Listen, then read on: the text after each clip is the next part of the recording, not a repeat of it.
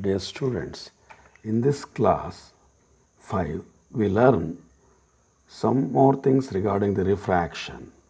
Say, just now in the previous class we learned whenever a light ray passes from rarer to denser, it bends towards the normal. And whenever light ray passes from denser to rarer, it bends away from the normal. Now, using this, you have to tell me how the ray diagram can be obtained when ray of light passes through a parallel sided slab. We start constructing it and then we learn some more things regarding that idea. Now, say I write a diagram like this. Say this is a parallel sided slab, we imagine. You can imagine a glass slab. Now I write an incident ray. We imagine in the surrounding region the air is there. So incident beam is in the air medium like this. Now we write a normal at the point of incidence. You know, now light is passing from air to glass or air to this parallel sided medium. Therefore, rarer to denser, how it should bend? Can you think of? As we know, it should bend towards the normal as it is rarer to denser like this. Now, at this point where the refracted ray touches the other parallel side, I write one more normal now.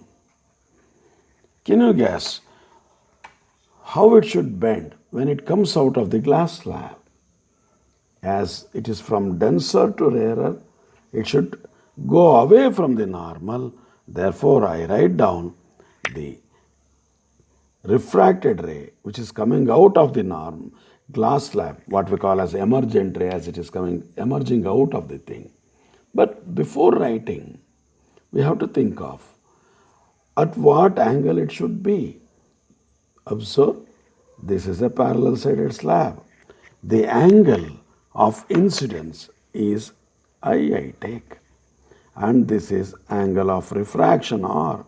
And as this is a parallel side, these two normals are also parallel, and this brown color line acts like a slant line cutting the two parallel lines. Therefore, this angle should also be R, angle of refraction.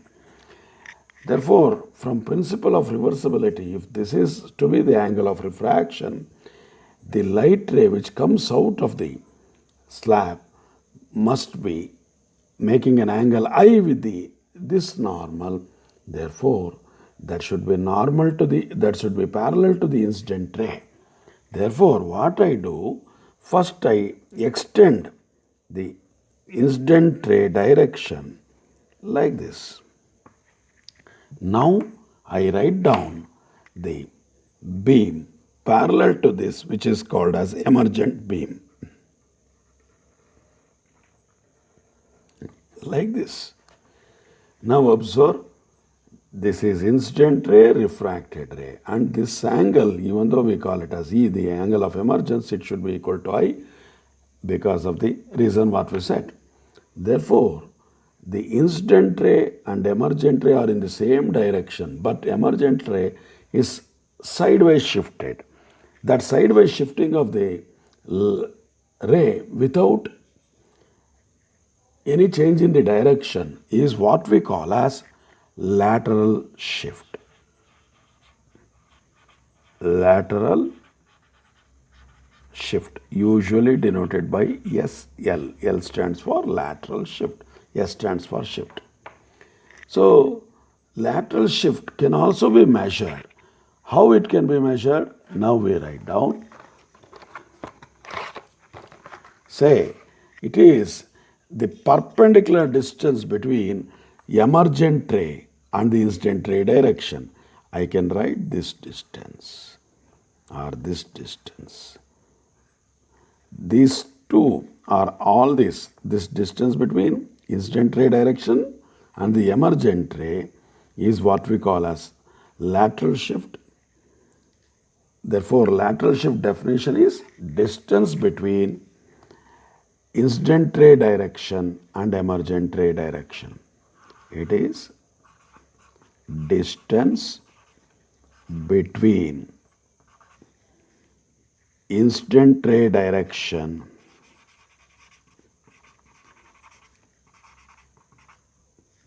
and emergent ray direction. Emergent ray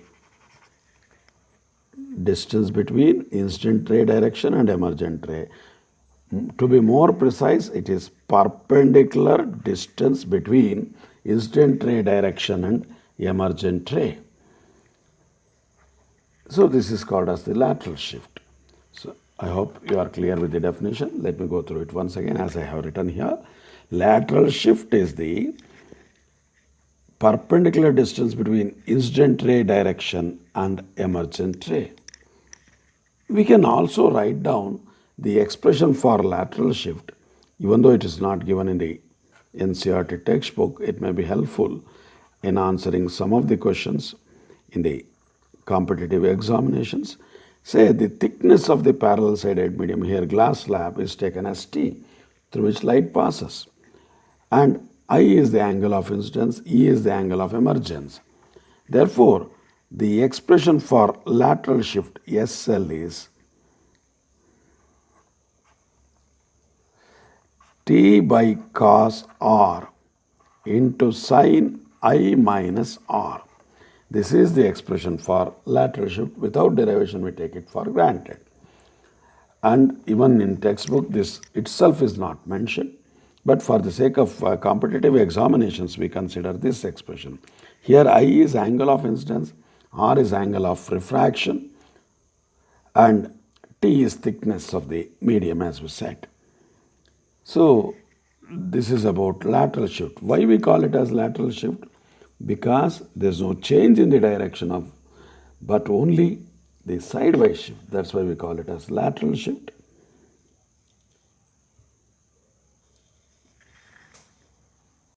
Whenever we view the objects inside the water, it always seems to be raised. Why there should be a rise? We want to learn it by drawing a figure as follows. Just observe. I write this figure, say just a container.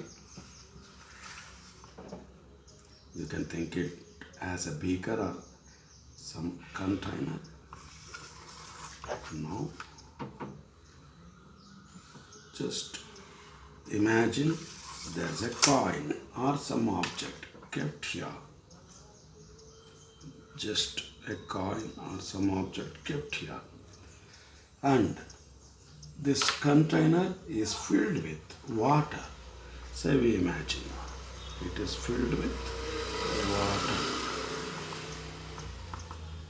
Now, the light rays from the coin or this object will move in all directions. Say first one light ray moves in straight along the normal, like this. Another light ray may be slightly away from the normal, like this. But observe, at this point where it comes out of the water, it has to travel away from the normal, therefore have to write the refracted ray like this. Now observe, this refracted ray, when it reaches our eyes, say, it seems to come from this point. Therefore, there it creates the image of the coin, and we observe the object to be raised.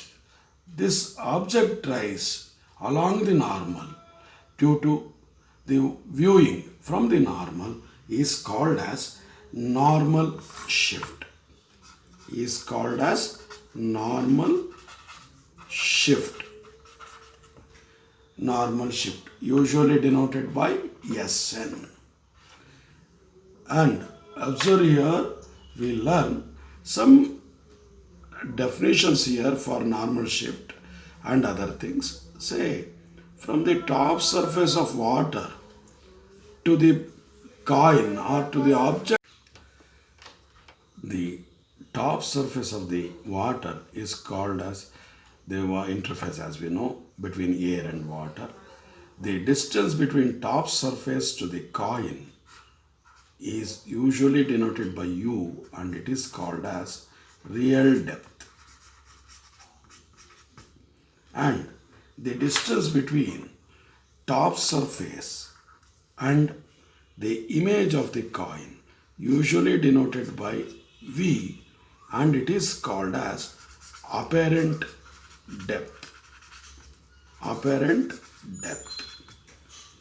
Now, normal shift means distance between the object and its image, that we can write as this one.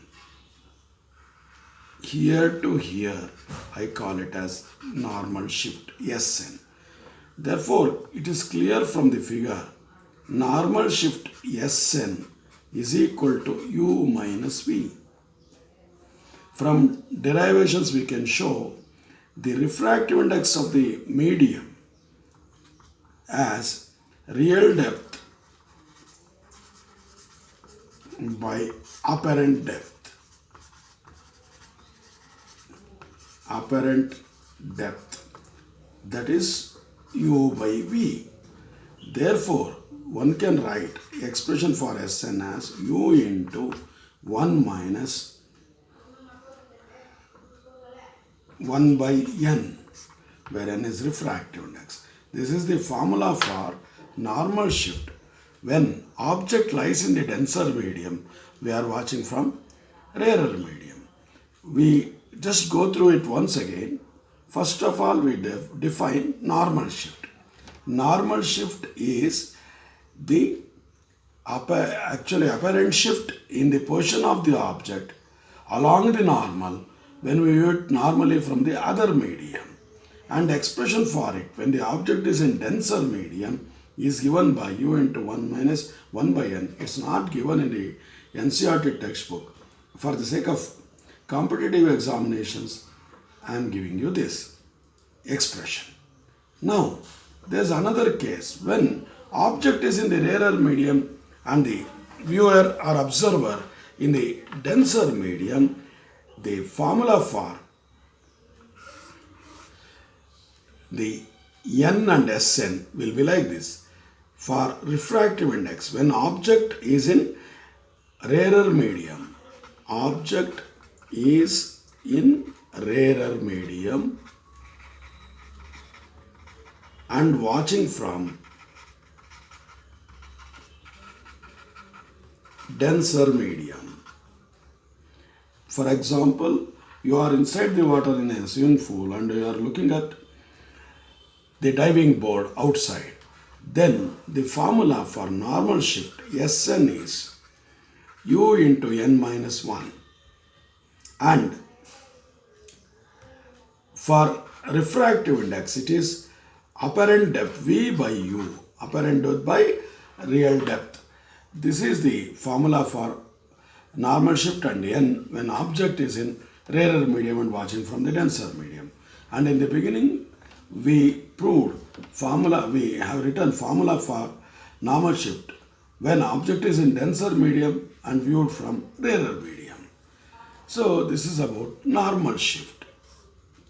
Now, with these things, we consider another aspect of the refraction in nature. That aspect is, say, whenever you look at the sky in the early morning, the sun, what you see just at the time of, say, sunrise, is not actual real sun because of the refraction. That's what we call as early sunrise. Why? We just start learning this. Just observe carefully. if you imagine this is the earth and you are somewhere here and the horizon is at this point and the sun is at this point, and due to the earth's atmosphere the light ray from sun, instead of going straight like this, it bends and reaches your eyes even when it is below the horizon. Therefore you start getting an illusion that sun is at this point. This clearly tells us we can see the sun or sunrise before actual sunrise. Why? This is because of the refraction in the atmosphere. This is what we call as early sunrise. Early sunrise. We'll just go through the explanation once again. When sun is below the horizon, as the sun rays enter the earth's atmosphere, due to the refraction, they bend and reach our eyes. Because of that, we get an illusion of the sun at the horizon, even before the actual sunrise, and we say the sun rise there. Therefore, due to the refraction, we get an effect of early sunrise compared to the actual sunrise. So this is another phenomena in nature where refraction plays a role.